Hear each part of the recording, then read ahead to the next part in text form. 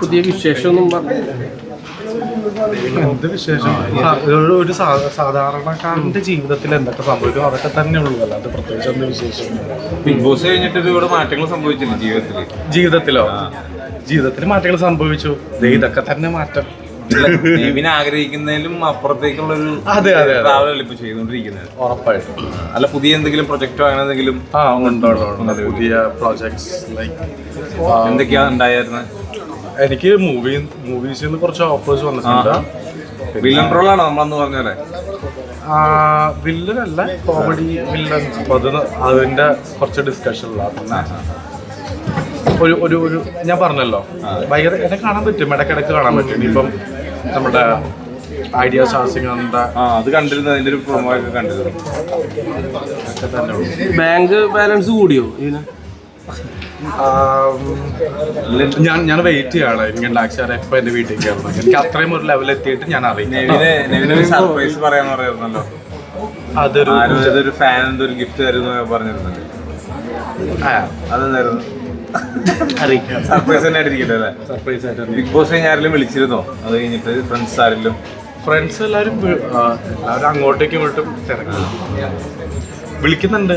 എല്ലാവരും വിളിക്കുന്നുണ്ട്. ഇനിയിപ്പം എല്ലാവരും പിന്നെ സോഷ്യൽ മീഡിയ ഞാൻ വിളിക്കുന്നുണ്ട് കേട്ടോ. നെവിനെ ഏറ്റവും കൂടുതൽ എല്ലാവരും മിസ് ചെയ്യണപ്പോ ബിഗ് ബോസിൽ അത്ര ദിവസം നിന്നത്? അല്ല, എത്ര ദിവസം നിങ്ങള് നിന്നൊരു അനുമോള്? എന്തുകൊണ്ടായിരിക്കും അനുമോളെ മിസ് ചെയ്യാൻ കാരണം ഉണ്ടായത്? അനുമോളെ മിസ് ചെയ്യാൻ കാരണം എന്താ, ഞങ്ങള് നല്ലൊരു ബെസ്റ്റ് പഠിച്ചത്. എനിക്ക് തന്നെ അനുമോളുടെ വീട്ടിലേക്കൊന്ന് പോകണം. ഓക്കെ, അനുമോളുടെ ഫുഡാണോ കൂടുതൽ ഇഷ്ടപ്പെട്ടത് നെവിന്?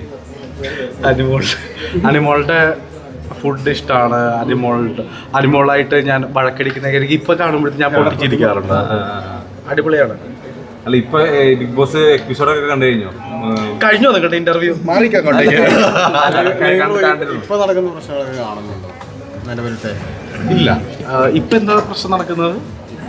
ഈ ആദിലാനൂറ ബേസ്ഡ് ഇഷ്യൂസ് എന്ന് പറയാൻ നടക്കുന്നുണ്ട്. കഴിഞ്ഞ ദിവസം ആദിലാനൂറിനെ ഒരു പരതാമസത്തിന് അവർ വിളിച്ചിട്ടില്ല എന്നൊക്കെ പറഞ്ഞു. LGBT കമ്മ്യൂണിറ്റിനോട് ഇപ്പോഴും ഈ സൊസൈറ്റി കാണിക്കുന്ന ഒരു ഇതുണ്ടല്ലോ, മത. അപ്പൊ അതിനോടൊക്കെ ഇപ്പോഴും ഈ ആളുകൾ ഇങ്ങനെ ചെയ്യുമ്പോൾ നെവിൻ എന്നുള്ളൊരു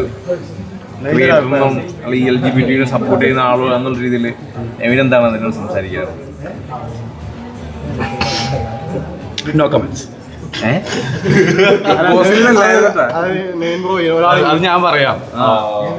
പറയണ കാര്യല്ലേ? അല്ലെ, പറയേണ്ട കാര്യമാണ്.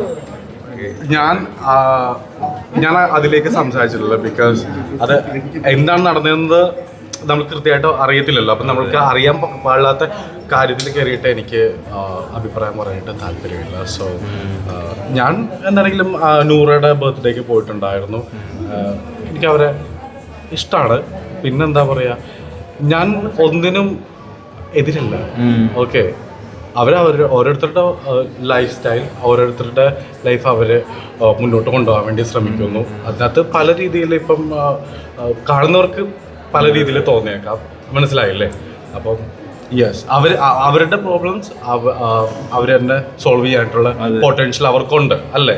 അതുകൊണ്ടാണല്ലോ ആദില നൂറ എന്ന് പറയുന്ന 2 കണ്ടസ്റ്റൻസ് ബിഗ് ബോസിലേക്ക് വന്നത്. So they are very potential. അവർക്ക് എങ്ങനെ ഹാൻഡിൽ ചെയ്യണമെന്ന് നന്നായിട്ട് അറിയാം. അതിൻ്റെ അകത്തേക്ക് ബാക്കിയുള്ളവർ കയറിയിട്ട് ഇടപെട്ടിട്ട് അതൊന്നും കൂടിയിട്ട് വഷളാക്കാതെ ഇരുന്നാൽ മതി എന്നാണ് ഞാൻ മനസ്സിലാക്കുന്നത്. So yeah, they can solve their problems, their own.